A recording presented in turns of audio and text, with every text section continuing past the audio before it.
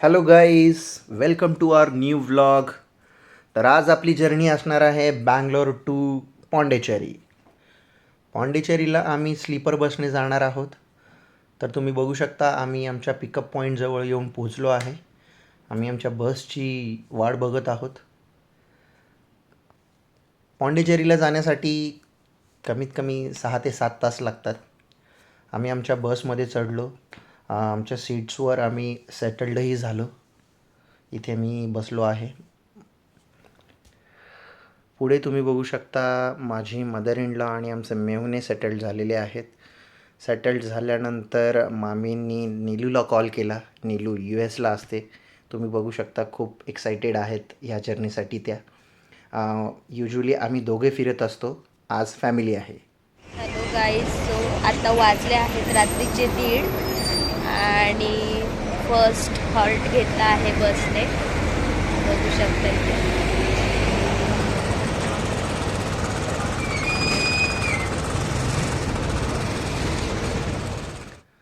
सकाळचे 6 वाजलेत. आमची बँगलोर टू पॉंडिचेरी अशी जर्नी संपत आली होती. तुम्ही बघू शकता आम्ही ड्रॉप लोकेशनला पॉंडिचेरीमध्ये उतरलो आहोत. तिथेच आम्हाला रेंटने बाईक्स मिळतात. तर आम्ही 2 बाईक्स रेंटने घेतल्या आणि आमच्या हॉटेलच्या लोकेशनवर आम्ही निघालो होतो.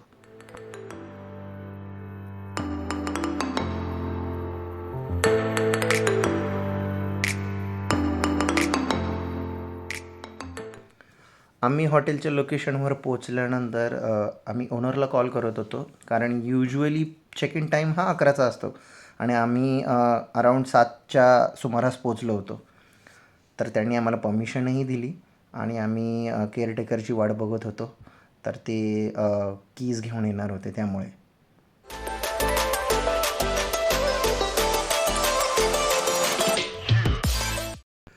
थोडा वेळ रूममध्ये आराम करून आम्ही फ्रेश होऊन पॉंडिचेरी एक्सप्लोर करायला निघालो. पॉंडिचेरी एक्सप्लोर करण्यासाठी आम्हाला खूप सारे पॉईंट्स सांगितले होते. तर फर्स्ट पॉईंट आम्ही क्राफ्ट बाजारला जायचं असं डिसाईड केलं.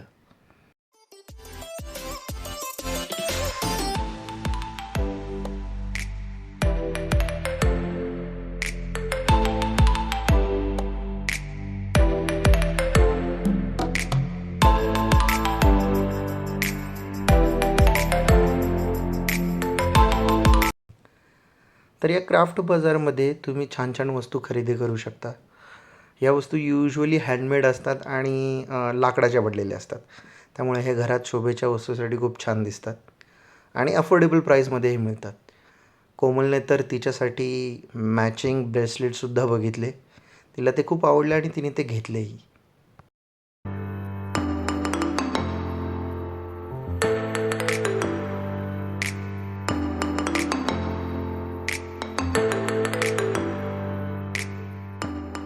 तेच का मॅग्नेट घेऊन जा तू पण, कलेक्शन वाढव. इकडे बघ सुधीर, कुछ नाही आता.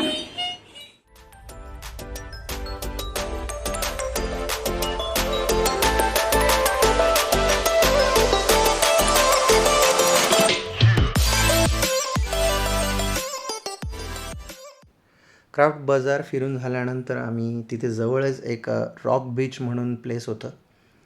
त्या प्लेसवर आम्ही फिरण्यासाठी गेलो. तुम्ही बघू शकता किती क्लीन जागा आहे आणि गर्दीही खूप कमी होती. हा महात्मा गांधीजींचा पुतळा आहे. आम्ही मस्त तिथे एन्जॉय करत होतो. वातावरणही छान होतं आणि हा एरिया एक फोटोजेनिक एरिया आहे. तिथे तुम्ही जाऊन खूप सारे फोटोज काढू शकता. आम्ही खूप सारे फोटोज काढले. काही कँडिड काढले, काही ग्रुपसोबत काढले. पॉंडिचेरी हा एक आपल्या देशातला युनियन टेरिटरी, ज्यालाच आपण केंद्रशासित प्रदेश म्हणतो. हा जो एरिया आहे हा एक फ्रेंच कोलोनायझेशनमुळे इन्फ्लुएन्स झाला होता. फ्रेंच लोक इथे खूप राहत होते, इंग्रज होते तेव्हा. इथलं आर्किटेक्ट, इथली घरं, इथलं फूड, इथलं कल्चर हे फ्रेंच लोकांमुळे इन्फ्लुएन्स होतं. तिथे जवळच एक छान मोठं चर्च होतं. तिथे आम्ही गेलो. चर्च हे खूप जुनं होतं ॲक्च्युली, नाही म्हटलं तरी 150 ते 250 वर्षापूर्वीचं होतं. पेस्टल कलरमध्ये होतं. तिथलं आर्किटेक्ट तुम्ही बघू शकता. तिथली क्लीनलीनेस किंवा तिथलं बांधकाम हे खूप जुनं होतं, पण खूप छान वाटत होतं. खूप पीसफुल होतं. त्यांचं चर्च हे खूप भव्य दिव्य होतं.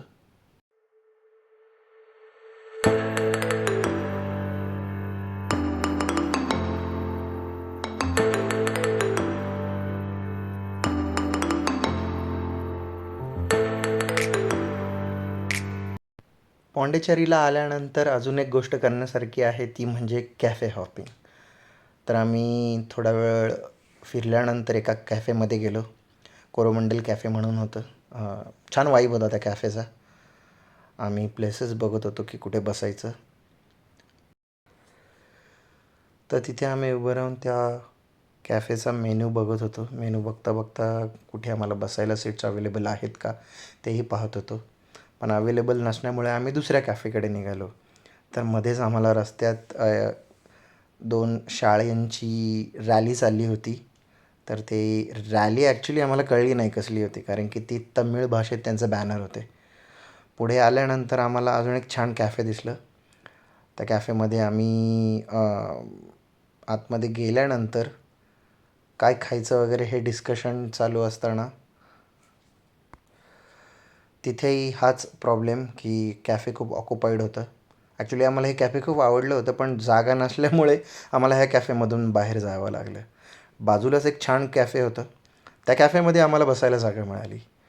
या कॅफेमध्ये आल्यानंतर आम्ही कॉफी, क्रोसॉन आणि चीज केकसुद्धा ऑर्डर केला होता. तुम्ही बघू शकता इथे आम्ही बसलो. आमची ऑर्डर आलीसुद्धा आणि आम्ही त्या खाण्याचा आस्वाद घेत राहिलो.